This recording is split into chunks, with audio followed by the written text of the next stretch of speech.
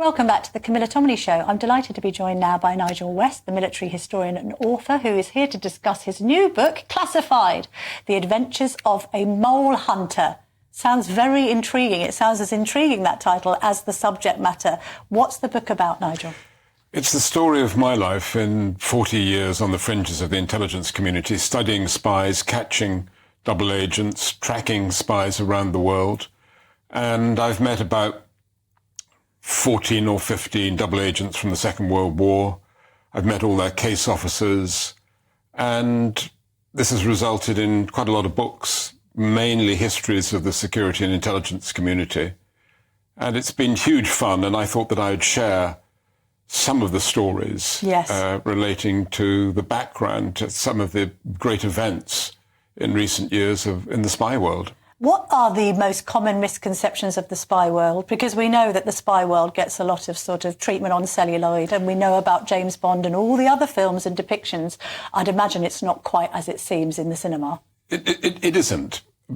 But if you look at the spy world, people imagine that it's very dangerous. I think the truth is that a chartered accountant is a more dangerous occupation than a spy. And during the Second World War, the British Secret Intelligence Service had 3 intelligence officers killed.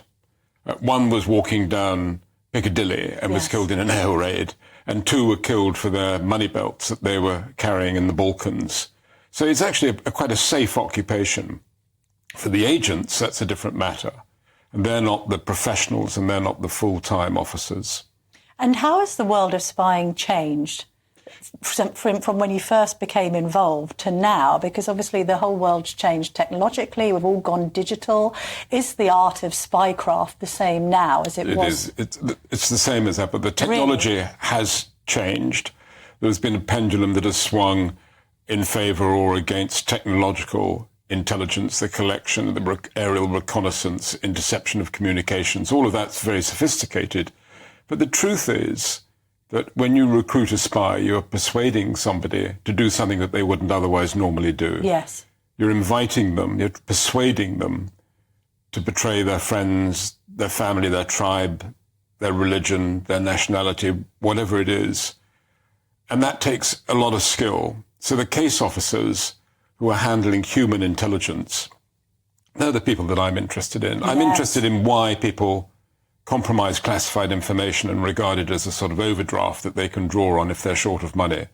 And that tends to happen. And because this is about human beings, the human dimension is all important. And it goes to the heart of loyalty, betrayal, trust, and so on. I mean, I think about what would be the common trait that ties some of the people that you've worked with and written about. On one hand, courage, I would imagine, discretion. Yes, mildly manipulative as well. Psychologically able people. Sociopathic. Yes. And big egos. And I found that with particularly agents and double agents, they've been itching to tell somebody. Yes, they want to be centre of attention, and yet they've lived this life in the shadows. That's intriguing, isn't it? Yes. One of the great spies that I met was a man codenamed Garbo, who was very involved in the D-Day landings and the deception campaign. And what was very curious was that he agreed to talk to me on one condition, and that was that I sat down with his 2 sons and told them what he had done in the Second World War, because he knew that if he told them, they'd never believe it. And I found that very curious. But we're in a golden age of intelligence because of the declassification of documents.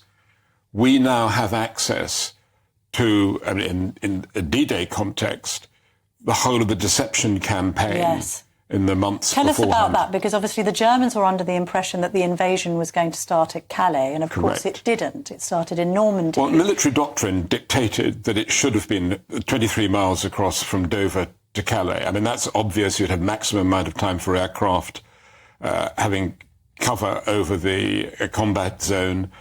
You'd be able to capture a port intact. All of the vital things that were necessary. You'd be able to deliver 160,000 troops in good condition in a short distance. The idea of going to Normandy, no ports, very long distance, a huge gamble.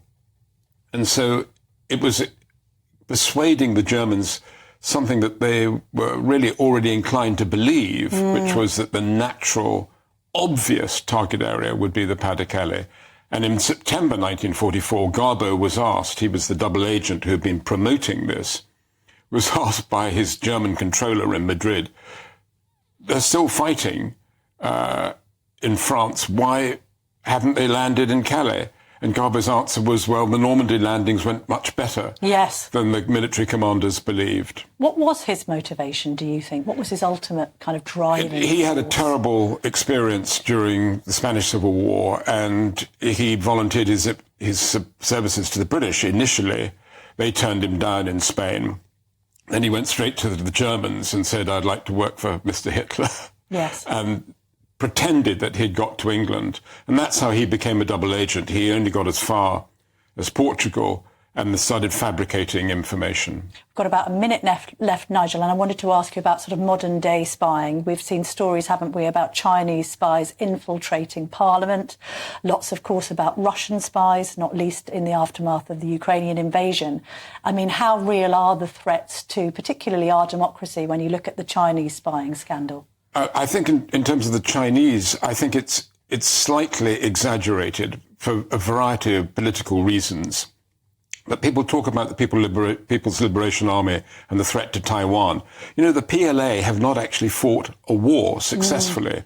They fought a limited degree in Korea.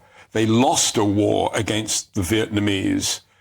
The single child policy means that the parents are going to be very reluctant to allow their children to go to war. So that I don't personally believe that the PLA poses the big threat that it's cracked up to be. But in terms of influence and getting their media message across, all of that, I think, is very sinister. Might not need to spy that subtly when they've got TikTok. Nigel West, thank you very much indeed for joining me.